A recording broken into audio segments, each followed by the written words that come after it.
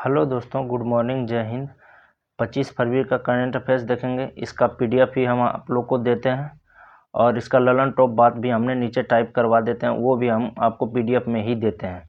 तो आज 25 फरवरी है, इसका करंट अफेयर्स देखेंगे हम। पहला क्वेश्चन है, शुरू करते हैं। कहाँ मिलेगा ये भी हम आपको बताएंगे। तो पहला क्वेश्चन है, हाल ही में आरबीआई ने, पहले ब्रश छोटा कर, ठीक है। पहला क्वेश्चन है मेरा, हाल ही में आरबीआई ने दूसरा डेटा सेंटर कहाँ स्थापित किया है? भारतीय रिजर्व बैंक के वर्तमान गवर्नर कौन है? इसके बारे में डिटेल से जानकारी।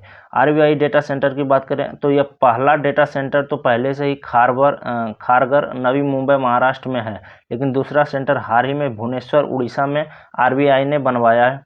इसका मुख्य उद्देश्य क्या है? कैश सप्लाई को सुरक्षित करना और बैंकों के बीच ट्रांजैक्शन को मजबूत करना इसका मुख्य उद्देश्य है। आरबीआई के मुख्य तथ्य की बात करें तो इसका स्थापना 1 अप्रैल 1935 में होते हैं। यह जो आरबीआई अधिनियम 1934 के तहत इसकी स्थापना होती है। यंग हिल्टन कमेटी की सिफारिश पर यंग हिल्टन कमीशन की सिफारिश पर इसकी स्थापना होती है। इसका मुख्यालय प्रारंभ में तो कोलकाता थी, लेकिन 1937 में स्थायी रूप से इसको मुंबई बना दिया गया। इसका राष्ट्रीयकरण 1 जनवरी 1949 को होता है। इसके प्रथम गवर्नर सीडी देशमुख थे, जबकि वर्तमान गवर्नर जो है संजय मल्होत्रा जी हैं। ठीक है। नेक्स्ट क्वेश्चन की बात करें। नेक्स्ट क्वेश्चन में वर्तमान में भारत वर्ष 2026 में भारत और अमेरिका के बीच आयोजित 16वां वज्र प्रहार अभ्यास का मुख्य विवरण और अन्य महत्वपूर्ण द्विपक्षीय अभ्यास की सूची यहाँ क्या है, यह हम उसके बारे में यहाँ नीचे बताते हैं। तो 16वां वज्र प्रहार अभ्यास जो कि आयोजन हुआ 23 फरवरी से 15 मार्च 2026 के बीच। ठीक है। यह कहाँ पे आयोजन हुआ? तो हिमाचल प्रदेश में जो है वज्र प्रहार हिमाचल प्रदेश जो है आयोजन होता है। इसका मुख्य उद्देश्य आतंकवाद रोधी अधिनियम को बढ़ावा देना, यानी आतंकवाद विरोध जो अधिनियम है उसको बढ़ावा देना और रक्षा सहयोग को सुदृढ़ करना, यही इसका उद्देश्य है। भारत और अमेरिका के बीच प्रमुख सैन्य अभ्यास है, जिसमें युद्ध अभ्यास, यह दोनों देशों के थल सेनाओं के बीच नियमित सैन्य परीक्षण है। ये टाइगर ट्रम्प अभ्यास मानवीय सहायता और आपदा राहत पर केंद्रीय त्रिसेवा अभ्यास है। यह टाइगर क्लो अभ्यास विशेष स्पेशल फोर्सेस के बीच तालमेल बढ़ावा देने हेतु तर्कस अभ्यास आतंकवाद विरोधी और बंधक बचाव अभियान है। यह कोप इंडिया अभ्यास भारत और अमेरिका की वायु सेनाओं के बीच हवाई युद्ध परीक्षण, यही इसका अभ्यास होता है। मालाबार अभ्यास की बात करें तो बहुपक्षीय नौसेना अभ्यास है, जो कि इसमें जो भाग लेते हैं भारत, अमेरिका, जापान और ऑस्ट्रेलिया, 4 जो है मालाबार अभ्यास में भाग लेते हैं। नेक्स्ट क्वेश्चन की बात करें। नेक्स्ट क्वेश्चन है, हाल ही में नीदरलैंड के प्रधानमंत्री के रूप में किसने शपथ लिया है? और नीदरलैंड के राजनीतिक और भौगोलिक स्थिति का मुख्य बिंदु पर क्या फोकस करेंगे वही। तो रॉब जेटन है, जो कि नीदरलैंड के नए प्रधानमंत्री बने।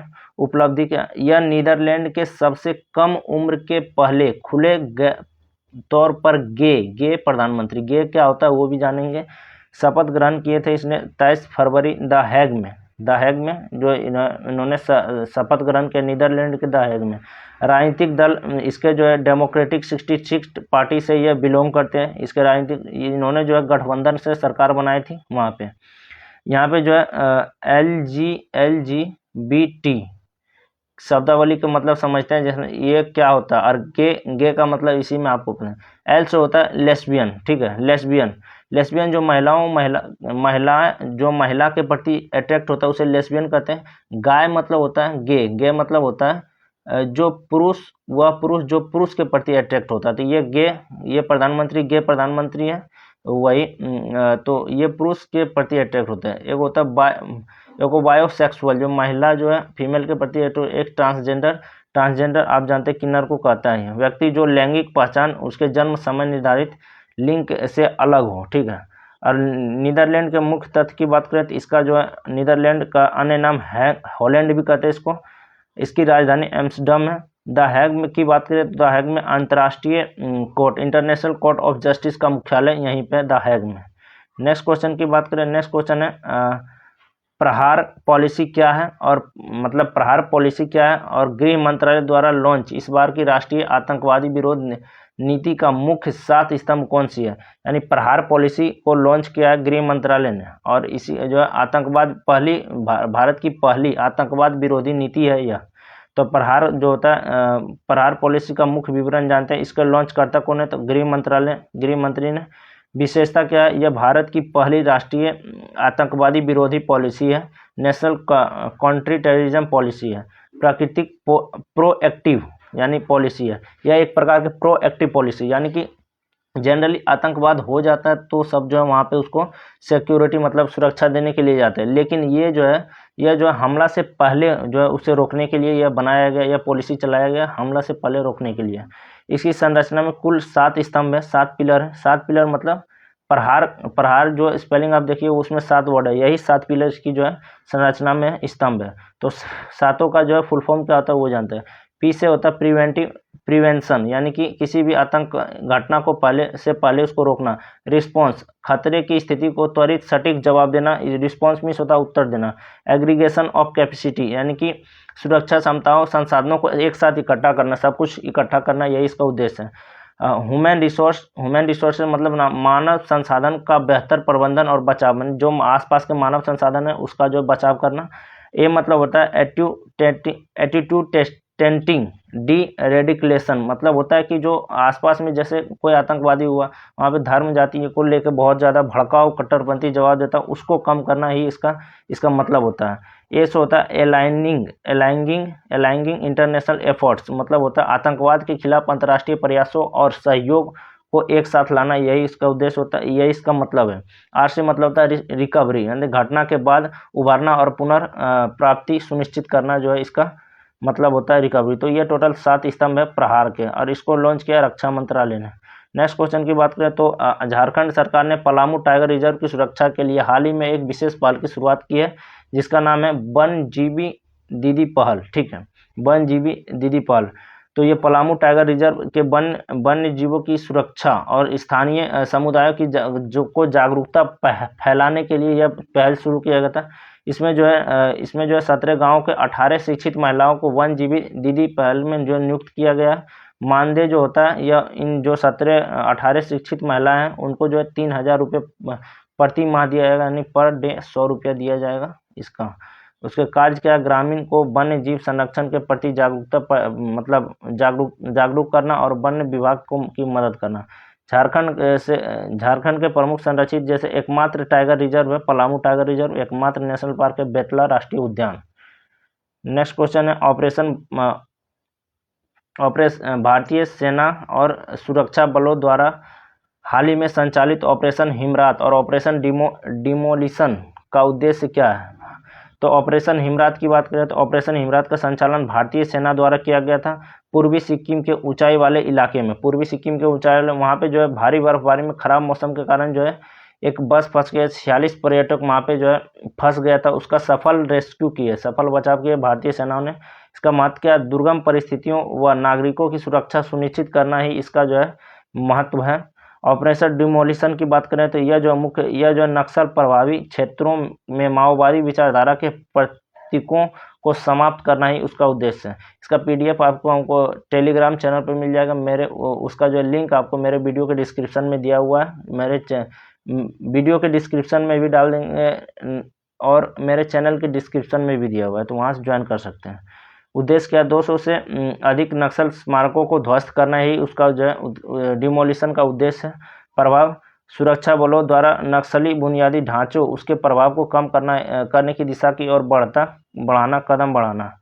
नेक्स्ट क्वेश्चन है केंद्रीय उत्पाद शुल्क दिवस यानी सेंट्रल एक्साइज डे कब मनाया गया, इसका महत्व क्या है, भारतीय कर प्रणाली के प्रमुख प्रकार भी इसमें हम जानेंगे।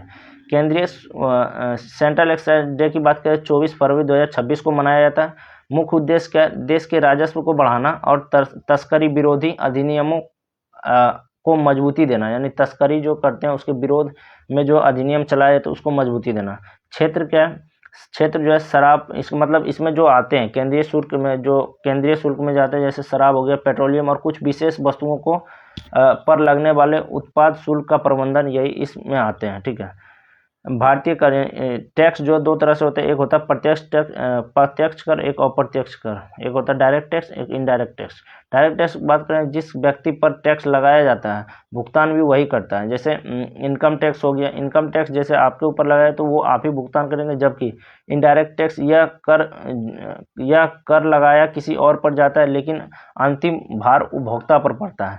जैसे यदि आपने मोबाइल लिया, ठीक है, तो मोबाइल लिया तो कंपनी पर ये भार नहीं पड़ेगा, ये आपके ऊपर भार पड़ेगा, क्योंकि कंपनी ने इस मोबाइल को जो है कंपनी ने इस मोबाइल पर CGST SGST सब लगा के आपको दे दिया, आप मोबाइल को खरीदें, वो खुद ब खुद भुगतान हो जाती। तो ये होता है अप्रत्यक्ष कर।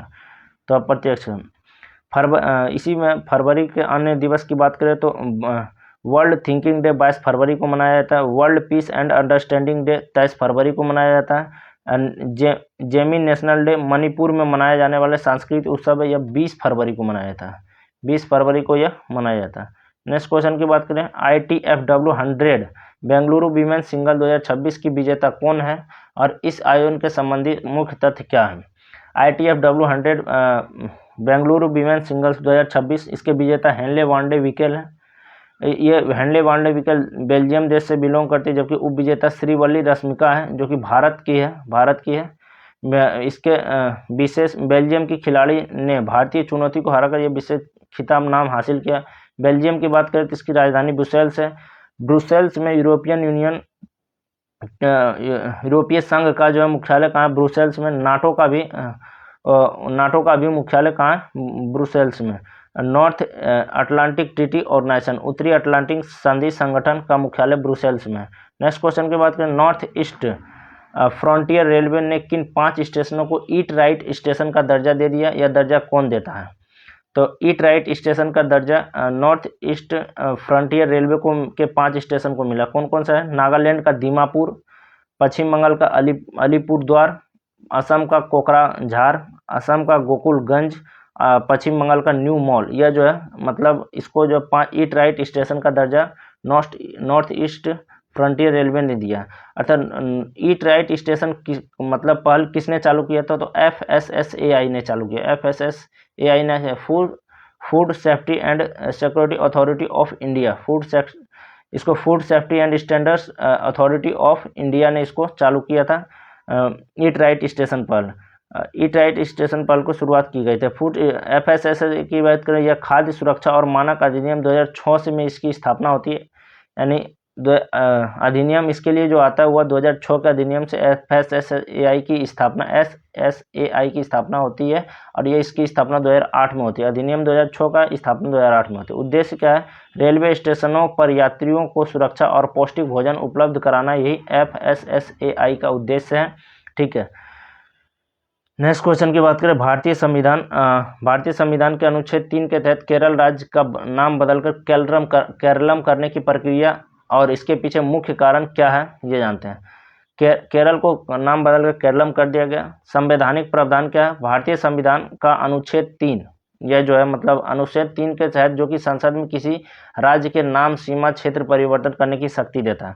प्रस्ताव की शुरुआत जो है मुख्यमंत्री, जो मतलब इस मतलब नाम चेंज करना, केरल से केरलम करने का जो है प्रस्ताव सबसे पहले 2024 में मुख्यमंत्री पिनराई विजयन ने द्वारा पेश किया गया था। केरल विधानसभा में सर्वसम्मति से प्रस्ताव से पेश किया गया।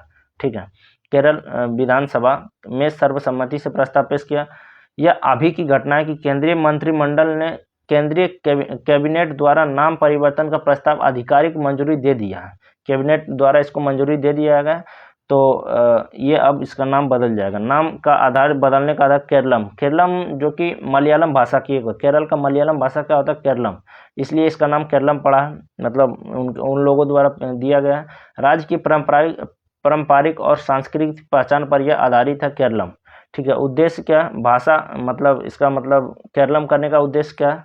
भाषा विरासत को सम्मान देना और आधिकारिक रिकॉर्ड के स्थानीय उच्चारण को अपनाना, यही उसका उद्देश्य है। ललन टॉप बातें आपको नीचे हमने टाइप करवा दिया है, तो इसको हम कहाँ मिलेगा PDF, ये भी हमने वीडियो के बीच में बता दिया है, तो आप लोग जरूर ज्वाइन करें वहाँ पे और वहाँ से PDF ले लें। Thanks for watching. कैसा लगा कमेंट बॉक्स में ज़रूर बताएं।